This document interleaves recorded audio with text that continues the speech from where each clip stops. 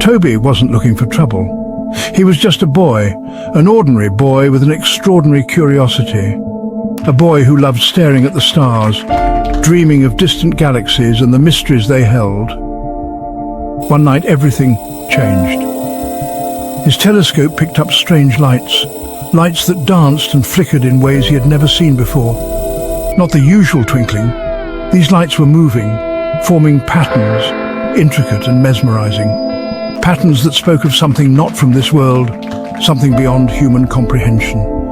Fear, cold and sharp, gripped Toby's heart. He knew aliens were coming. The realization hit him like a tidal wave. Aliens, I saw them! They're coming! He shouted, his voice trembling with urgency. His words tumbled out, a frantic plea for someone to believe him. His parents, however, just smiled, their faces filled with gentle amusement. They patted his head, attributing it to an overactive imagination, a child's fantasy. But Toby knew better. He knew what he had seen. The images were burned into his mind. The truth weighed heavily on him. He had to warn everyone, convince them of the impending danger. His mission had just begun. Days turned into a blurry torment, each one blending into the next without any relief in sight. Toby tried. Oh, how he tried. He shouted, he pleaded, he did everything he could think of to make them listen. He told his friends, his teachers, even the school principal. He explained over and over again, hoping someone would believe him. Their reactions were the same. Amused dismissal. They shook their heads, laughed and walked away. Some even laughed. His heart ached with each disbelieving look. It was as if they couldn't see the urgency in his eyes. The adults called it a child's fantasy. They said he watched too many movies, that his imagination was running wild. Toby wanted to scream. They didn't understand. Didn't they see the danger hurtling towards them? The frustration was unbearable. Exhausted, Toby felt alone. The burden of his knowledge was crushing. He felt like he was carrying the weight of the world on his small shoulders. His once bright eyes grew dull with despair. Was he destined to watch his world crumble, helpless to stop it? The thought haunted him day and night. Just as he was about to give up, a voice broke through the darkness. It was a voice of hope, a voice that promised understanding and help. I believe you.